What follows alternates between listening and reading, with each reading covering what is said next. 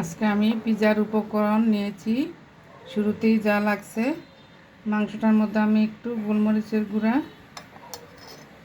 একটু সামান্য লবণ, 1 চামচ সয়া সস দিয়ে ম্যারিনেট করে রাখবো।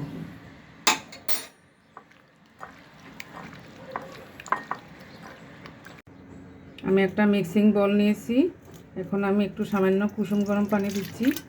এটার মধ্যে আমি ইস্টটাকে গুলিয়ে নিব। এখানে আমি একটু ইস্ট নিয়েছি, এটাকে আমি ভালোভাবে গোলাচ্ছি।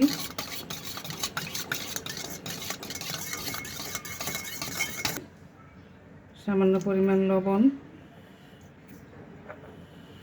1/2 চামচের মতো চিনি,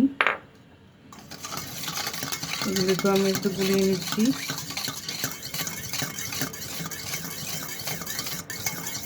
এখানে আমি আটা অ্যাড করে দেব 1 কাপের মতো, আর সাথে একটু গুঁড়া দুধ দিয়ে দিব। আমি পিজার ডোটা বানিয়ে নিচ্ছি। আমার ডোটা বানানো হয়ে গিয়েছে। এখন আমি এটাকে আধা ঘন্টার জন্য ঢেকে এক সাইডে রেখে দেব। মাংসগুলি ম্যারিনেট হয়ে গিয়েছে। চুলায় একটি প্যান বসিয়ে দিলাম, সামান্য তেল দিয়ে দিলাম। এখন আমি এগুলোকে ভেজে নেব।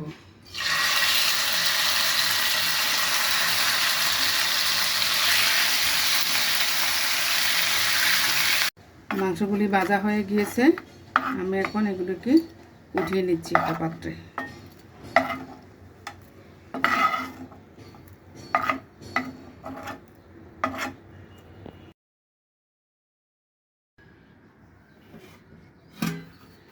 আমি দুটাকে আধা ঘন্টা রেস্টে রেখেছিলাম, দেখুন কিভাবে ফুলে উঠেছে। এখন আমি একটা প্যানে একটু তেল দিয়ে দিচ্ছি, সামান্য পরিমাণ একটু তেল দিয়ে দিচ্ছি, আর 1 চামচ ময়দা দিয়ে দিচ্ছি। এটাকে আমি ভালোভাবে তাওয়াটাকে আমি গ্রিস করে নেব।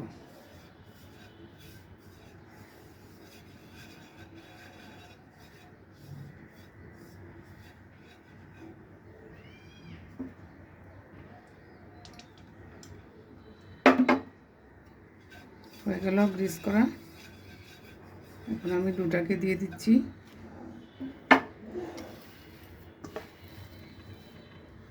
ডোটাকে আমি এখন এটা বেলা ছাড়াই একটু ছড়িয়ে নেব ভালোভাবে।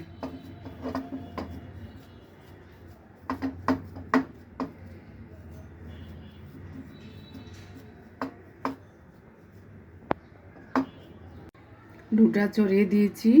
এখন আমি একটু কাঁটা চামচের সাহায্যে একটু দাগ কেটে নিচ্ছি। তারপর একে একে আমি সব কিছু দিয়ে দেব। দিয়ে দিলাম টমেটো সস, এখন আমি এটাকে ছড়িয়ে দিচ্ছি।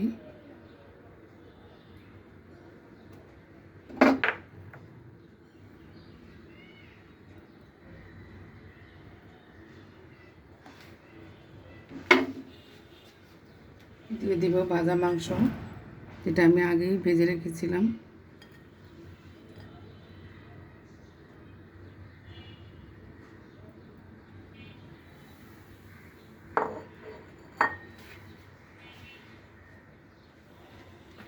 দিয়ে দিচ্ছি একটু টমেটো,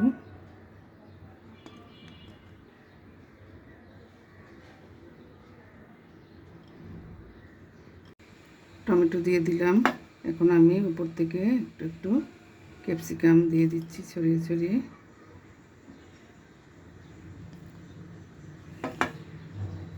দিয়ে দিচ্ছি গাজর,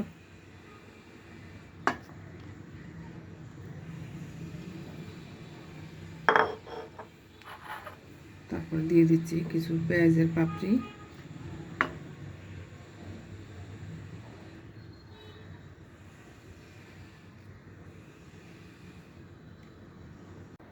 এবার দিয়ে দিচ্ছি ফালি করে রাখা চিজগুলো।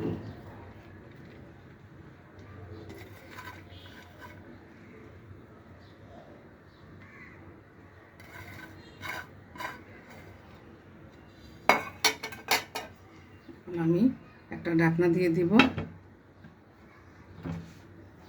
চুলাটা অন করে দিচ্ছি।